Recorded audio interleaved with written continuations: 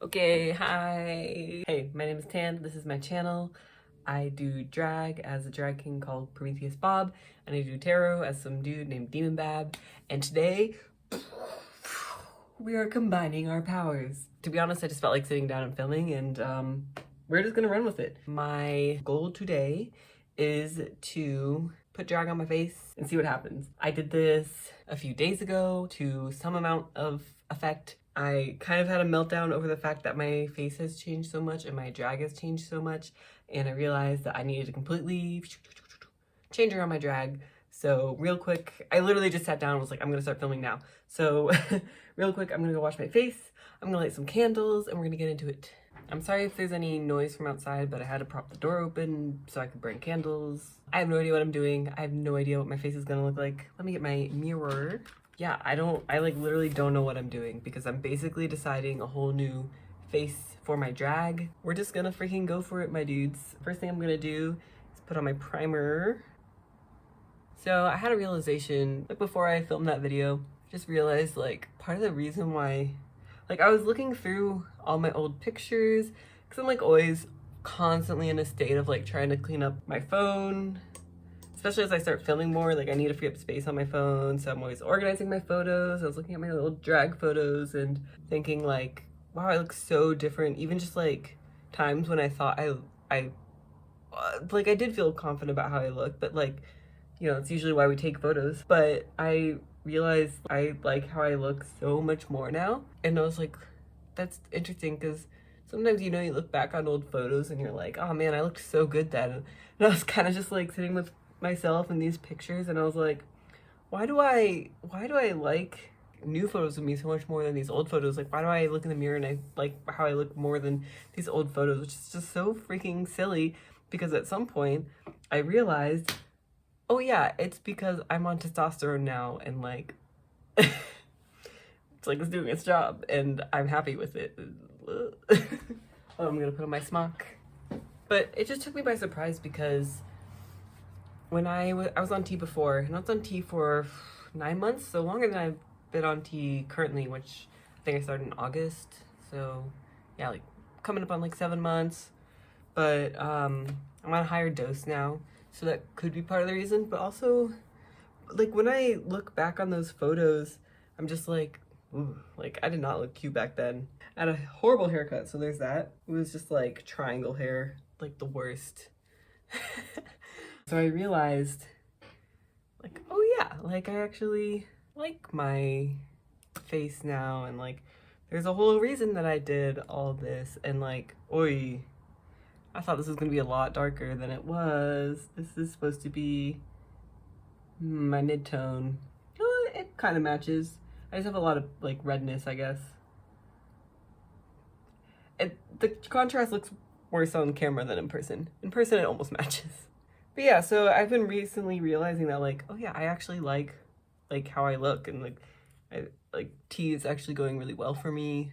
So yeah, I'm very happy on T now. I'm very happy with like all the changes. I guess I just like got really taken aback by it because I never expected to be in a place where like I feel like mostly happy with myself. Like I stopped T last time. I mean, there's a lot of reasons to stop last time. I was having mood swings and my doctor wasn't really being great about it. She was just like, yeah, duh, you're going through puberty, like of course you're getting mood swings. But my mood swings were like not mood swings, they were depressive episodes, and it was really bad, and she just like did not work with me on it. And I was like scared about becoming more masculine because I wasn't out at my job at the time. And you know, there's like that fear of being seen, right? And I don't know, I kind of quit, like, to be honest. Like, it's not pretty, but it is what it is. Whoa, I truly look like a ghost. Like, it's winter. Like, this should match me. So I think I need to I think this needs to be like more about like my highlight, or I need to get some new colors. But my contour color is pretty dark. Again, it doesn't look like it on screen, but it's actually, we're gonna see. We're gonna see. So yeah, so before I get too deep into this, my object for this makeup is, yeah, it's actually like a normal contour color. It's not like a drag contour color, but I so rarely did like flesh tone makeups that like I guess I never really gave a shit. So yeah, my object for this makeup now is to just start with like what seems like a normal makeup and see where I'm at. Do something a little bit softer. I want to see if I can pull off a glam look because I've never been able to do glam before because like the dysphoria of it all, plus like I just have really strong features and they're sometimes hard to work around, especially without just looking like, you know, I have these really deep dark eyes and it can look kind of crazy. Not crazy, because obviously like not everyone who has deep dark eyes looks crazy, but like it's just sometimes not what I'm going for. Yeah, I think I feel more comfortable now that I want T to do more softer feminine looks, whereas before I was so aggressive with my makeup because that's a bit much. Because I had such like feminine features. You know, not like crazy. I think I have an interesting face, like not really conventional face. But I remember like one time when I was like 19, someone once told me that I had a really feminine face. And I was like devastated. So that's always like on my mind when I do drag because, you know, I'm a drag king, so I want to look pretty masked, but then at the same time I'm also binary, so even like looking super masked is also like kind of uncomfortable for me. Is that a nose contour? Did I do it? But yeah, so like even as a king, I've never done facial hair ever. I think I did like leg hair once. That was fun. That was my first time actually. That was my first time performing in drag. It was my second time in drag, but my first time performing in drag. And I was like, I'm gonna revolutionize the world. So I like, which is so needed and wonderful for like baby performers. But like, I definitely thought it was more reserved than it ended up being. So I like drew on leg hair on my legs with like eyeliner. That happened. Sorry that you just have to deal with like my closets being open, but that's where all my drag is. So you must endure.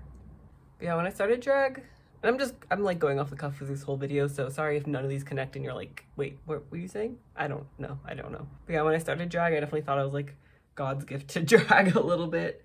And like that, like I was somehow revolutionizing drag, which everyone does in their own way. Like I think every drag performer is special, and there's something really interesting about like being completely new at something because oftentimes you do have like a totally unique perspective, but it usually is also like completely unformed but also like uninformed, where like you get to explore it more like as you go. This is interesting so far. This is typically a more feminine face shape. Masculine foreheads usually go that way and feminine foreheads go this way, but gender's not real and I'm just doing whatever I want. You know, I've never was like a traditional king. I think, which was by design because I didn't want like, they're so uneven. This is like the he, him of getting your eyebrows fucked up. They're not sisters, they're cousins. But yeah, like my original concept when I started doing drag was when I was being a space alien, and my idea was just like doing femme drag and calling it like king drag, because my whole idea was just that like gender's whatever you call it. Like I don't need to perform masculinity to be a drag king. And that's still my ethos, 100%. I changed concepts slightly to be more of a ghoul, because ghouls have more fun. But yeah, I'm not really sure what my drag's gonna look like in the future, because like, I don't know, I don't know. It's not bad. I'm not gonna be perfectionistic about it. I do feel though that like this needs to maybe just be a little bit darker, but we're gonna fix it all with how it is. I think also my nose contour could be just like a little bit more Snatchola. I really need to buy new makeup. I need to buy new drag. I need to buy new makeup. New makeup is like top of the list, because drag, you can go to your fucking local thrift store and turn it out. But like makeup is like, for me, make or break. I think this is what I used last. Yep, that's what I used. But yeah, I definitely need new makeup because like, and I need new brushes. Like my brushes, honestly, a lot of them are cheap and just fall apart like this because I bought like a set of 100 for 10 bucks, and which is awesome. Please do it. But there comes a point in time where it's like not serving you anymore. Doing the forehead first because that's where I get creases the most, because I'm what? 31 years old. Okay, hold on. I'm gonna take my pants off because they're gonna get powder on them. And also, the more naked I can be in drag, the more better it is for my soul. I don't know. I feel like as a trans person, it's just like I want to be seen and have a safe place to be seen, because like our bodies are often demonized, marginalized, fear-mongered, which is like part of the reason I chose the name Demon Bab. Let's talk about it, because someone asked me in the comments on some video, they asked like why Demon Bab and if I was like influenced by demons specifically. And that's like, I didn't say this in my reply, I just kind of like was general about it. There's a lot of reasons I chose the name Demon Bab, but a big reason is also simply because, I mean, maybe the main reason is because of how trans people are demonized. And like, I don't think it's cool or fair. We're literally, like I'm literally just existing. Like, I didn't ask for this. I mean, maybe I did if you think about like soul plans and shit like that, like getting into like the woo-woos, which if you're not here for the woo-woos, what this means is like, I am of the opinion that we choose our lives before birth. And for me, it did not make sense for a really long time. And when people told me that, I was like, you're wrong. I would have never chosen this life. And now I like let it simmer for like years. I'm like, yeah, I did choose this life and I totally get it. So I chose it in that sense. But like, that's a little too, like that, I feel, it's not that it doesn't count. It's just that it's like, that was like another being chose this for me, but it was also me, but like it wasn't tan. Yeah. We're veering way off course. The whole point of this is that I didn't put on concealer. It's fine, it doesn't matter, because I'm gonna do like soft boy glam look. Did I do this yet? Yeah, I want to do like soft boy glam look. I feel like I look a little bit like someone's uncle if his makeup was on fleek. I look like a ghost in the camera, but like in person, I look like someone's fucking uncle, but like if his skin was snatched. I got some naked palettes, so we're gonna get naked. Because I want to just do like kind of soft, smoky eye maybe. I don't know if I've ever successfully done a glam look in my life. So we're gonna try it out. I'd really like to get into like some more alien-y looks.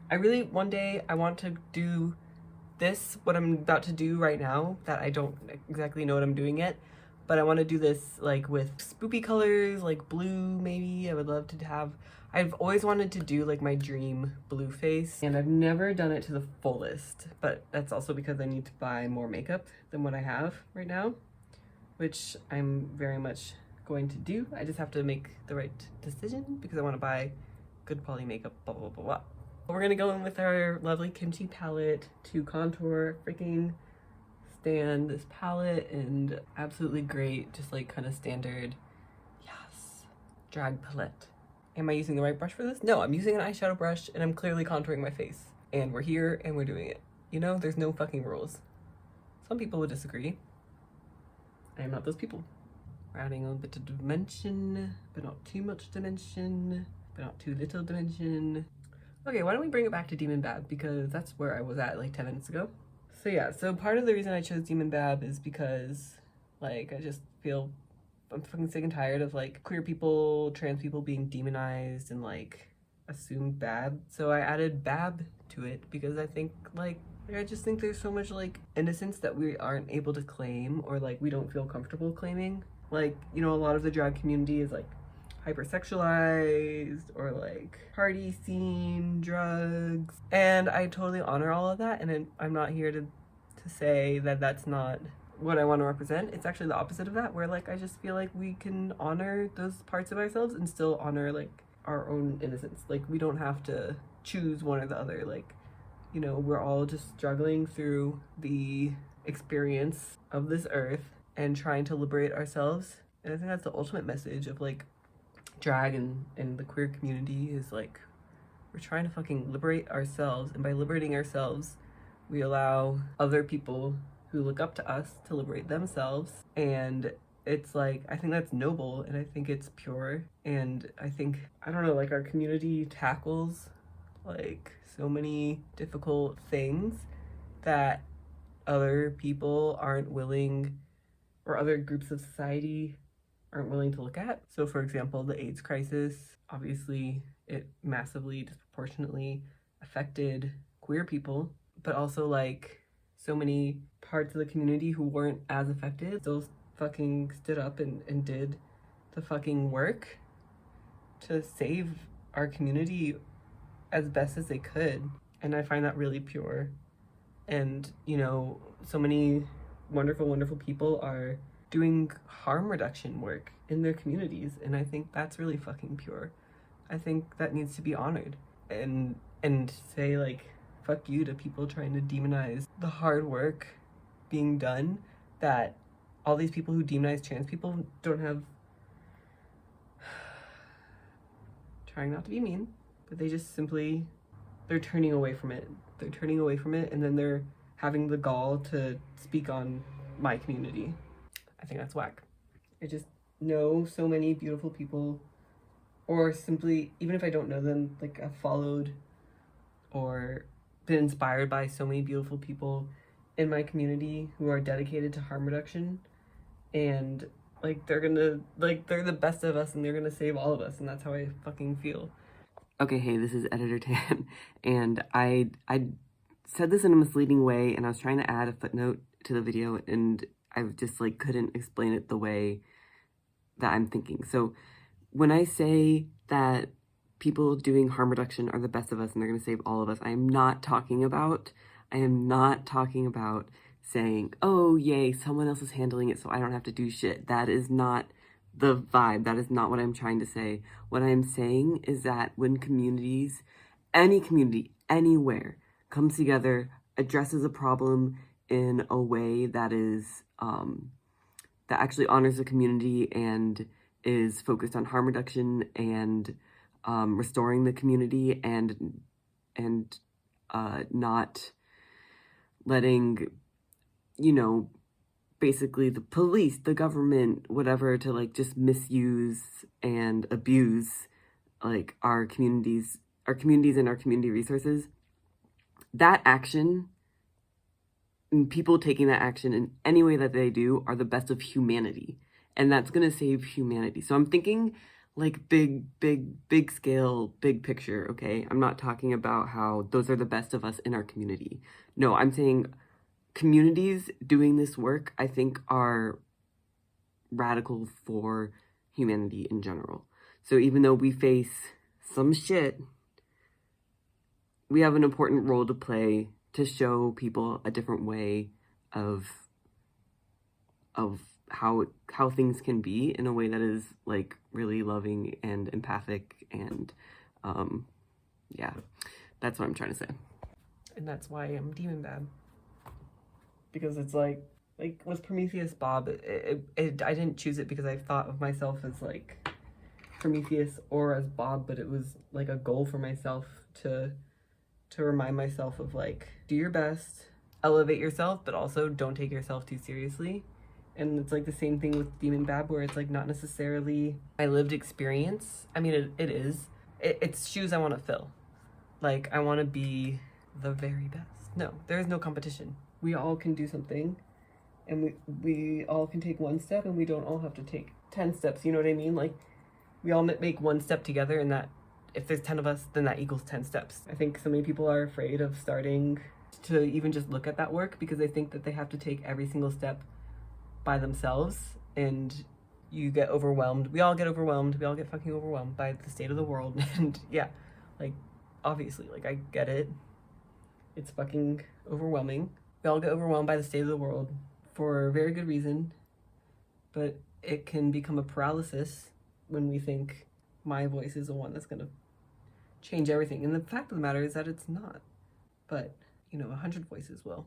I think this is a well understood concept, but it's just really on my mind because I just see people get so overwhelmed, and I'm like, you don't have to overwhelm yourself. You don't have to, you know, you don't have to feel the pain of thousands or millions of people in order to be a good person. Like, it doesn't make you a good person to be in pain. That is a fucking tough one, because we punish ourselves sometimes because we think that it does make us a good person somehow. And I'm not criticizing. We've all done it. I've done it. But like, punishing yourself so that you're in so much pain that you can't even do something about a situation that you care about is like clearly not the answer. And it's beautiful that we have so much empathy that we want to take on that suffering, but it's not like about that. I hope this makes sense. I'm not giving a particular topic, but this could apply to so many things.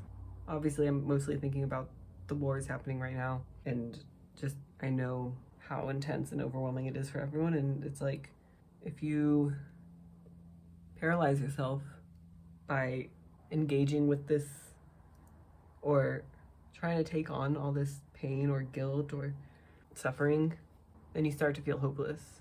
I don't know. I have a lot of hope for the world, and I think that's crazy. And I think that's why you need to have hope, because it is radical. It is radical to look at the state of the world right now and be like, I have hope. I just think, like, we've been through so much shit. What? Well, like, give me one good reason we can't make it out of this in a better place. There's absolutely no, I don't want to criticize people. I just want to say that, like, if you aren't hopeful, I'm going to hold that hope for you, because I am able to. And that's how we all get through this, right? We don't all have all the answers. We don't have all the strength. I'm not especially good at, like, making posts on Instagram telling people what I feel like should be obvious or rallying people. I try to stay off social media for the sake of my sanity, but if I don't take care of my sanity, I can't hold hope for people. We all have our role to play, and it's like not to dismiss the suffering happening right now, because it is appalling and it is difficult to think about. And it's important to honor that suffering in a way that isn't going to destroy you. I'm not like trying to solve every problem the world has right now, but that's also just like the point. Like, you can't solve everything right now. Don't freak yourself out. Like, stop freaking out about AI. We're gonna figure it out. Like, yes, it's terrifying, and yes, I hate it, but also yes, I know that like we're gonna figure it out. And like, we're gonna protect artists, because you literally can't. First of all, stop worrying about AI becoming conscious. It's not gonna happen anytime soon. It's like, literally, like, just stop, because like, if people didn't care about it, people would stop writing clickbait headlines about it. It's not becoming conscious. We're not that special that we have figured out how to like create life from inanimate matter or code. I don't know, people just love working themselves in a tizzy, and it's just like, why are you giving it your energy?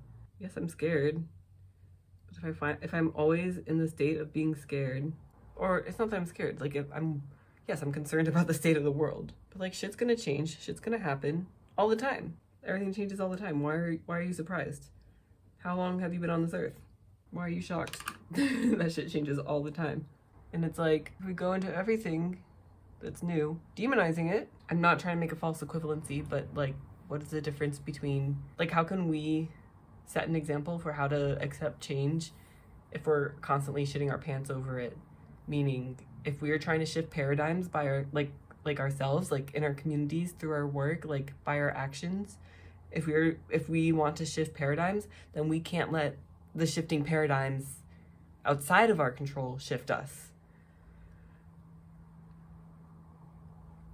I feel like a nagging big sister or something, but it's like, yeah, like, don't let it shake you. That shit is changing. It's always going to change. I'm not talking about war anymore, by the way. I'm mostly thinking about AI. Like, but even then, it's like, okay, I don't want anyone to suffer, but what if this was the last one? Like, what if this was the last war? And start looking at it that way. Or not even what if, how can we make this the last war? If you think about like how the world used to be, 100 years ago and how it is now, I prefer to think that every tragedy is an opportunity to never experience that tragedy again. And I just don't think that was something that was in sight 100 years ago. But I think it is now. The global pressure to not have fucking war. Some historian fact check me on this. Like, was it popular to oppose wars before the 20th century? Because I can't really think of it. What we have to do is just like think about the fact that we are struggling and hurting so much because our capacity for empathy is radically shifting, and it is radically shifting in part because of our technology. As much as we want to be like, social media is bad, social media is an addiction, blah blah blah. I'm not gonna comment on AI. It's definitely not in its final form or even close to it yet. But as much as we should talk social media, even like, yes, we can't solve all the world's problems overnight. Of fucking course we can't. But my capacity to empathize with a stranger halfway around the world and understand them truly and see them as myself is not really fucking where we were as a society 100 years ago. It just wasn't. And we are trending in that way. We are trending towards goodness and compassion. And I know people get so freaked out because, like, yeah, Trump voters exist. And it's like, why do you... I hate to be like, why do you care about that? Like, obviously, I never want to see Trump again. I never want him to step foot in office again. And I hate that he has emboldened so many dangerous mindsets. And it's not like that doesn't concern me. But like, why are you, like, that is what it is. So why are you giving it your energy? Why do people give so much energy to, like, people who don't give a shit about them? Like, put that energy into your community. And I know so many people are. And I'm not trying to criticize. But some people just don't see, they just get so defeated so easily. And I'm like, why? What? Like, look at history. Like, go learn your history. Like, we have been through some shit as a people. Way worse shit. Like, we had fucking slavery, like, 200 years ago, dude. We're, you know, going through some intense growing pains. But also I just know that, like, right now, evil things, evil, you know, I'm not trying to make a grand statement here, but this, you know, this lack of empathy, which I would call evil, these people aren't going to win because the trend is in the opposite direction of what they are doing, what they want, and they are making their last stand and their last hurrah. There's a big picture, and I get that it's frustrating and it's hard to keep a big picture in mind or like even think in those terms, because it's just like, it feels like you're like, well, then I have to fucking suffer. And it's like, you know what? Maybe you have to fucking suffer. Like, the goal isn't to live in a utopia. I heard something, and this was like in a woo-woo podcast, but the sentiment was interesting, which is that the term utopia means a walled city, and it's about control. If you want a utopia, you want to control everyone and everything around you. And I know people are like, yeah, but they're evil. And like, I get it. I'm not trying to argue with you. But like, at a certain point, your values are going to differ from someone else's. And you can't have it your way.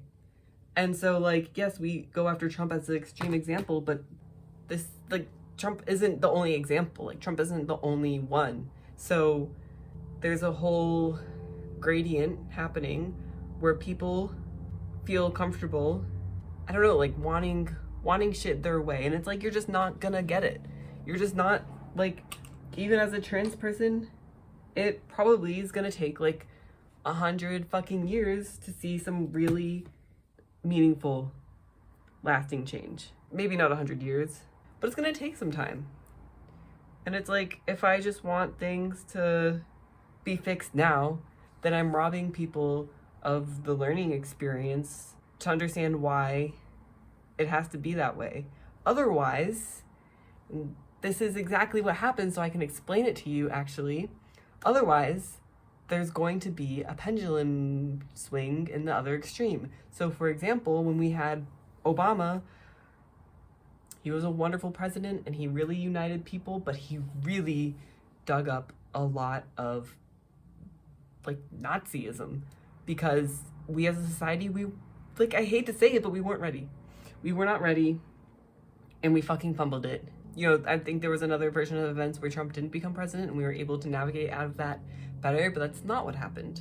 And it's like, if you don't actually do the work to learn the lessons, you're just gonna backslide and end up back where you began. And I think that's what we kind of did. And I'm not trying to blame anyone. This is not about individual actions. This is about, as a collective, as a society, we weren't able to keep the gift that we were given, which is moving forward with a lot more progress. And we weren't able to keep not to keep the gift, but we weren't able to keep the momentum. And so it kind of slingshot back at us. And now we have to relearn that fucking lesson. And like, but we need to bring everyone with us. We can't just have it our way. I hope that this makes sense. Like, I'm not here to say that I want people to suffer and I want things to be bad, but I just want us to learn. And like, you have to let people learn. And part of that is not, like, what I'm thinking of is like, specifically, I think Sarah Silverman did like a special where she met with like Trump supporters and tried to find common ground with them, and it was earnest. She really wanted to understand these people and try to show them her heart. And it's like, yes, for a lot of these people, it maybe was completely hopeless. But like, that's not necessarily like the effect of that. Like, yeah, like absolutely. I think a lot of times, like, you just can't reach those people because they just don't, it's just not for them to understand. And that's an unfortunate reality. And I'm giving full credit to that. But the thing I want to mention is that I saw so many mean comments towards her for doing that. And it's like, there's nothing wrong ever for having hope, for having compassion, for having empathy, for trying to reach out to people, even if it's fucking like hopeless and it's like actually hopeless and never gonna work, because there's gonna be one person that it changes their life. It's just so, I think, cowardly and bullshit. As a liberal, our politics are fucked, so take that with a grain of salt, as in like I'm way further left than liberal, but like, or rather the Democratic Party is fucking it up. But I will take my best option whenever I can. But yeah, I think it's bullshit to act like morally superior because you hate people or because you don't see their value. Every single fucking person on this planet has their value. And maybe you don't see it. Probably they don't see it, or they just like don't understand, they're misguided. Like, that's all possible. But also, like, at the same time, every single person like is valuable. And it's bullshit if you want to draw lines in the sand so that you don't have to have empathy for other people, because it's too much of an ask for you to find empathy. Like, I don't know, I just think like radical empathy includes everyone. And I don't even know how I got on this topic. I was talking about Demon Bab. Maybe I should just leave it there. It's like, I'm not trying to, no one wants to be criticized, right? So no one wants to be the one to say it. So I guess I'm just saying it. And like, that's why I'm saying it carefully, because I don't want to be criticized. No one wants to be fucking criticized. No one wants like this to be like clipped and then blown up on social media and then you get canceled. But like, fuck that shit. Like, I just think like empathy is the most baller, radical thing you can include in your repertoire of personal strengths. Always has been and always will be, and I think everyone can agree on that. It's just a challenge to actually act on it, and I 100% honor that. And like, I get it, and I think a lot of people have in their heart, they have like a desire to be more empathetic, and it's like, it's fine to just start there. Like, it's not that you have to be a saint tomorrow.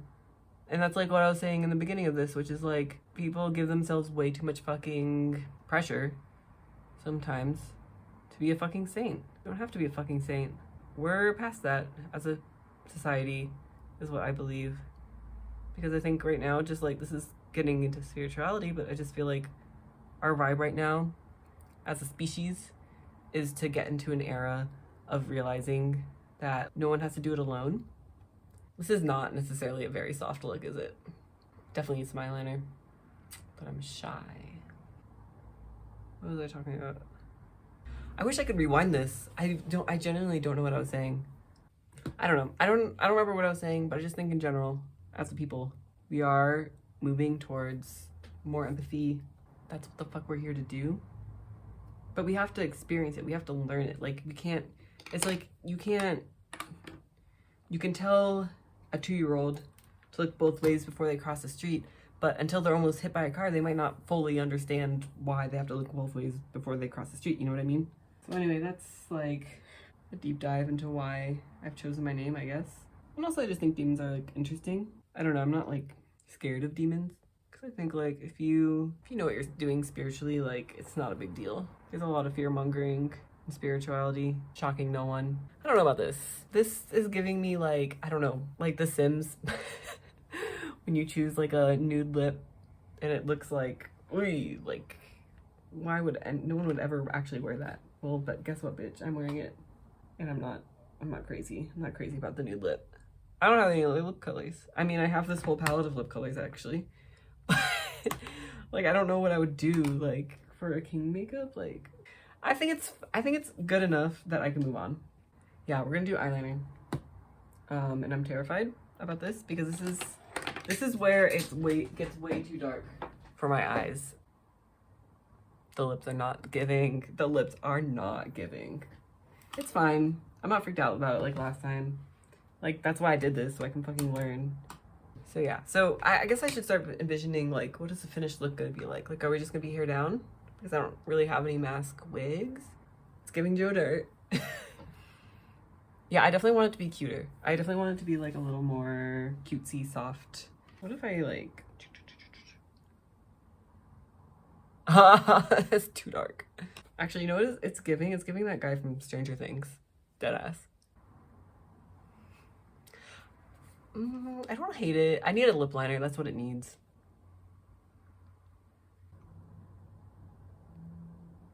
This is just eyeshadow as lip liner. Okay, the hair is cute though. I think this is fine. Now we just need to take it there with some eyeliner, maybe some mascara. Hell yeah. And then I think I'll try to put a look together. I mean, that's cute. I feel cute. I've never, ever pulled off like a glam look. So yes. Oh my God, actually. I know I ranted about war in the middle, but I feel like this is like me finding my gender euphoria again and like the way that it's meant to be. Because I started out drag wanting to do like femme makeup. Like I just had a femme face, so like it didn't vibe, so I had to do more aggressive makeup to combat the gender dysphoria. And now it's like I finally get to see myself in like a glam, softer look and like not hate it. The lips are not it, but that's fine. That's to be expected because I don't have any lip colors. Yeah, it's pretty cute. I think I need to maybe just add a little bit more zhuzh on my eyebrows. Drag is so cool because you get to like look in the mirror and just be like, damn, I'm so hot.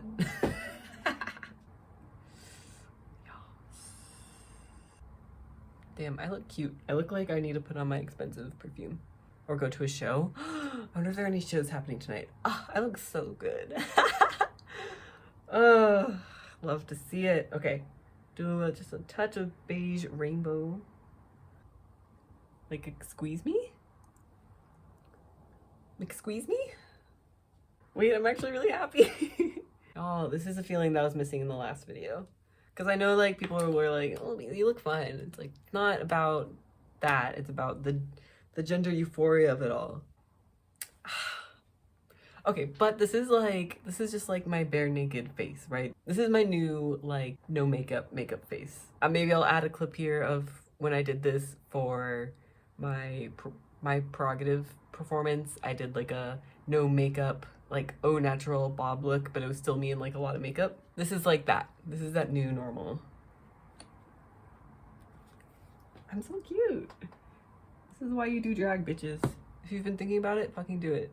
Just gonna add a little more contour on the neck. Oh yeah, that's sissy. I mean, like, I look like your vampire boyfriend. You're welcome. I'm all about it. I love it. I think I look great, but we're not there yet. I can't quite give up yet. Okay, we can do this. This is the part that I'm really afraid of because eyeliner is make or break. Usually for me, historically, it's the make moment. And I love adding eyeliner, but I'm like, what if eyeliner doesn't suit this look? So we're just gonna go for it. So far, so good. I'm so good at eyeliner, y'all. Okay, it's cute and I don't hate it. How do I make it look like drag?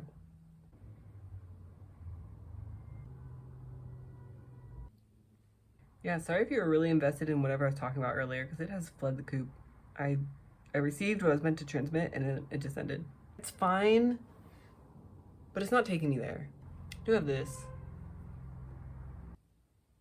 I feel really crazy. I feel like doing this.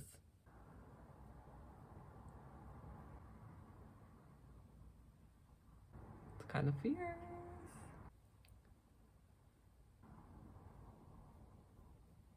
I've always wanted to rock a smoky eye, but I just don't think it looks good on me. Like in the camera, it looks a little like nothing. In person, it looks a little less than nothing, but still kind of. We're gonna keep going though because I got hella glitter over here. This is a really pretty glitter to me. I mean, I'm giving myself like Ulta realness. I don't know why I said Ulta. Like Ulta is the height of glamour, but I'm a fucking drag king, so yeah, that's like what my experience is. Not fucking like, I don't know, Dior, Ulta. Maybe we do like a darker glitter. Ooh. This is literally like gay man discovers makeup for the first time. It's a little bit muddy because are my brushes completely clean? Nar. Nar indeed. But it's like not bad. And I am shooting for not bad. Yeah, it's giving a little bit Cleopatra eye, which I knew was gonna happen. Problem is, it's not entirely a drag eye. Drag eyes are like really intense and overdrawn, which is what I'm used to. But it's not really a glam eye. It's not a glam eye. I'm not 100% of the way there. Yes, glam photo shoot, I think I would show up like this. This is that moment, and that's what I was kind of shooting for. Would I go on stage like this? If I went on stage like this, I would feel naked. So there's still something else. But like, I think I could put on a wig like this, and I think I could slay. Especially the new wig that I bought. I think I could slay. This is definitely like a nude drag face, like drag look, but it's cute. Let me see if I can put on a cute outfit. This is option number 1. It's not it. It's not it, but that's okay. Like, the silhouette, cute, but we need nails or something, gloves, something happening here. And like the colors, the mismatch, she's not it. Okay. I mean, how do we feel? It's giving Victorian. I think with some painted nails, this would be cute. I need a necklace, however. And something about the back is not right. I think I need, I thought I did up the button and I didn't do up the button. Yeah, it definitely needs a necklace. Hold on.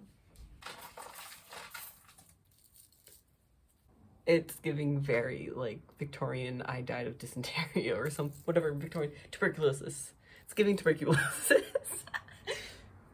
I mean, I'm not crazy over it. Would I go out in this? Yes. If someone knocked on my door right now and said, hey Dan, you ready to go? I'd say, yes, I'm ready to go. But yeah, this is definitely like a showing up to the party look. This is not turning the party look. I literally don't know like what I'm supposed to do about my drag now. Yeah, it's giving ghost. It's giving Danny Phantom. The end goal is to do like tarot readings on YouTube like this. Like I don't feel like it's drag enough to look like drag, but it's too drag to pass as normal makeup. So yeah, this is part 2 of trying new makeup. I feel like at least here, like I got a really good sense. I should sit down. At least now I have like a good sense of like my face and how gentle I can be with it with like makeup. I basically now I want to do this in blue.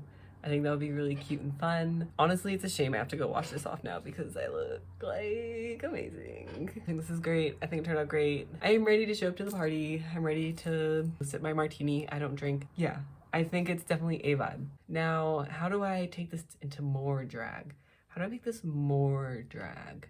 Part of me is like, this is good enough and I should just go film some tarot videos. Actually, I think this would be cute. I think this would be cute for a tarot. I think this would be cute for like a little tarot reading video. Is it my drag though? Not quite. Part of me is like, should I just keep playing around with it or should I fight the feeling of like never being ready? Because I'm never gonna be ready. I'm gonna pause and be right back. I thought about it and I think maybe I'm going to try to give this maybe a little more oomph so it looks more like drag, and then I'll film something and I'll bring it to your area. Blackpink.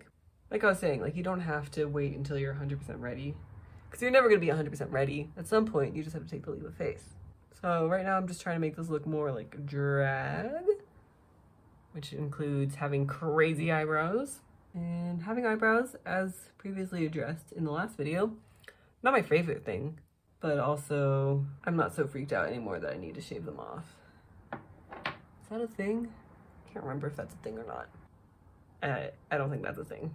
How can I make this way cuter? Because usually, Prometheus Bob is like super colorful. Either super colorful or super spoopy, but usually a mix of the two. So it's like Ghost reads your cards, but like urban Ghost. Maybe I shouldn't go for drag. I'm not gonna be on stage, and also like this, fucking loud as shit. You can imagine me shuffling, wearing this? No. Why do I keep closing this? I can't get my hand out. Oh.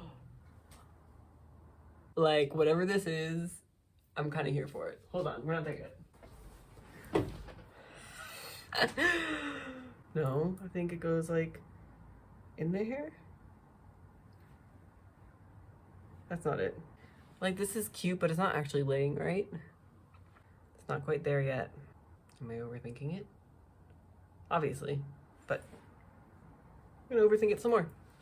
Okay, I'm kind of feeling like this is inoffensive. It's a fun color.